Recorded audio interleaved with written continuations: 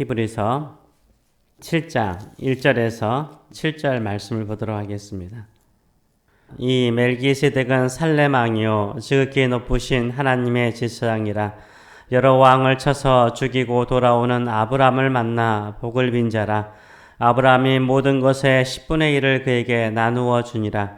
그 이름을 해석하면 먼저는 의의 왕이요 그 다음은 살렘 왕이니 곧 평강의 왕이요 아버지도 없고 어머니도 없고 족보도 없고 시작한 날도 없고 생명의 끝도 없어 하나님의 아들과 닮아서 항상 제사장으로 있느니라. 이 사람이 얼마나 높은가를 생각해 보라. 조상 아브람도 노략물 중 10분의 1을 그에게 주었느니라. 레이의 아들들 가운데 제사장의 직분을 받은 자들은 율법을 따라 아브람의 허리에서 난 자라도 자기 형제인 백성에게서 10분의 1을 취하라는 명령을 받았으나 레이 족보에 들지 아니한 멜기세덱은 아브람에게서 10분의 1을 취하고 약속을 받은 그를 위하여 복을 빌었나니 논란의 여지 없이 낮은 자가 높은 자에게서 축복을 받느니라. 또 여기는 죽은 자들이 10분의 1을 받으나 저기는 산다고 증거를 얻은 자가 받았느니라. 또한 10분의 1을 받은 레이도 아브라함으로 말미암아 10분의 1을 바쳤다고 할 수 있나니 이는 멜기세덱이 아브라함을 만날 때에 레이는 이미 자기 조상의 허리에 있었습니다. 아멘. 오늘 이 말씀을 가지고 차원이 다른 제사장이라는 제목으로 같이 은혜를 나누기로 합니다. 우리는 육신적인 혈통을 좀 매우 중요시 여기는 경향들이 있죠. 사람을 만나게 되면 그 사람의 출신이 어떤지를 궁금해하죠. 그래서 그 사람을 만나면 그 사람의 집안이 어떤지를 물어보고 부모님이 뭐하니 이렇게 부모님에 대해서 먼저 물어보곤 합니다. 이스라엘 집안 가운데 최고의 집안은 어느 집안일까요? 이스라엘 집안 가운데 최고의 집안은 어느 집안일까요? 제사장 집안이죠. 물론 왕의 집안, 다윗의 가문도 뛰어난 집안이지만 그 중에 또 다른 가문이 있다면 바로 제사장 집안이죠. 나라가 망해도 왕은 없어져도 제사장 집안은 살아남아서 여전히 막강한 세력을 가지고 있었던 것이 바로 제사장 집안이었습니다. 예수님 당시에도 막강한 세력을 가지고 있었던 집안이 제사장 집안이었고요. 또 유대 반란이 일어나서 예루살렘이 AD 70년경에 함락되죠. 그때까지도 막강한 힘을 가지고 있는 집안이 바로 제사장 집안이었죠. 이 제사장 집안은 누구의 집안입니까? 레위 지파 가운데 아론의 집안 출신들이었습니다. 활동적으로 아론 집안이었죠. 그런데 오늘 본문을 보게 되면 새로운 아론과 아무런 관련이 없는 레위 지파와 아무런 관련이 없는 새로운 제사장이 나옵니다. 아론이나 레위 지파가 제사장으로 되기 이전에 이미 또 다른 하나님이 세우신 제사장이 있었다라고 말하고 있습니다. 그 사람이 바로 멜기세덱입니다. 아론이 아브라함의 후손으로서 모세의 형으로서 아브라함 이후에 수백 년 후에 이스라엘 제사장이 되었죠. 그러나 멜기세덱은 어떤 제사장입니까? 1절을 보게 되면 지극히 높으신 하나님의 제사장이라고 말하고 있어요. 지극히 높으신 하나님의 제사장이고 또한 살렘 왕이라고 말하면서 왕이었다라고 말하고 있습니다.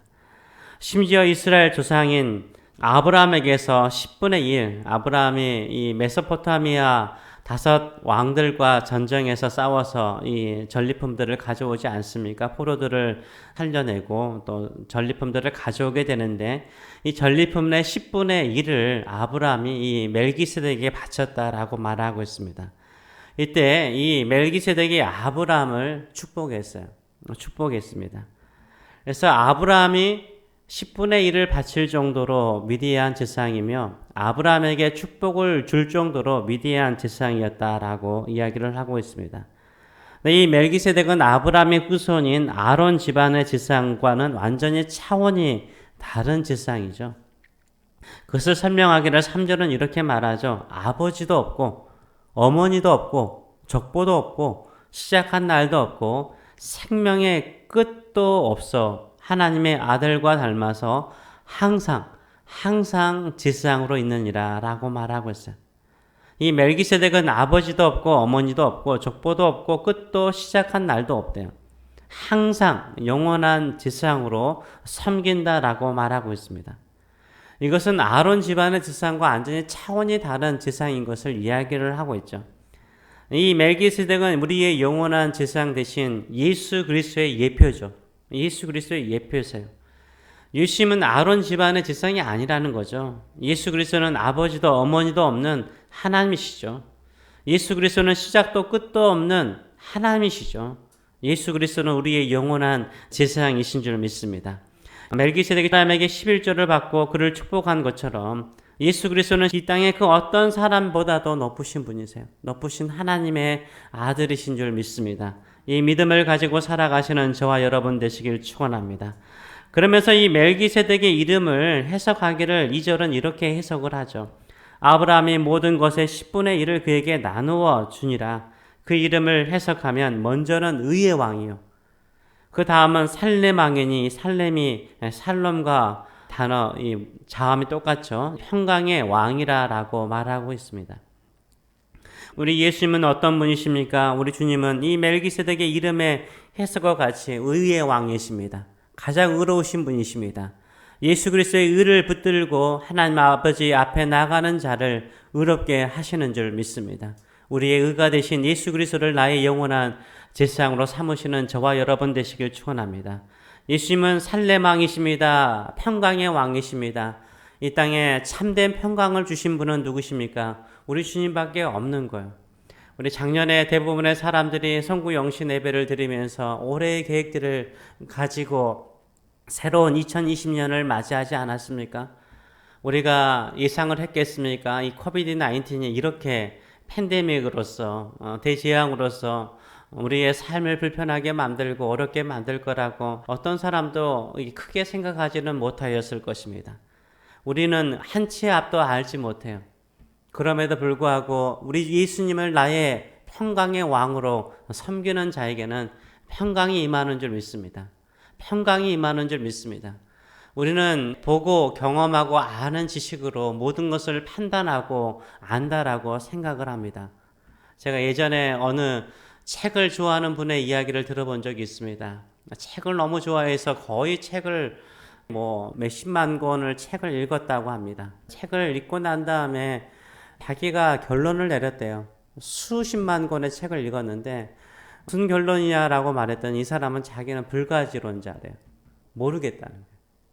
많은 책을, 많은 정보, 많은 학설, 많은 주장들을 들었는데 많은 인생의 스토리를 들었는데 모르겠다는 거예요.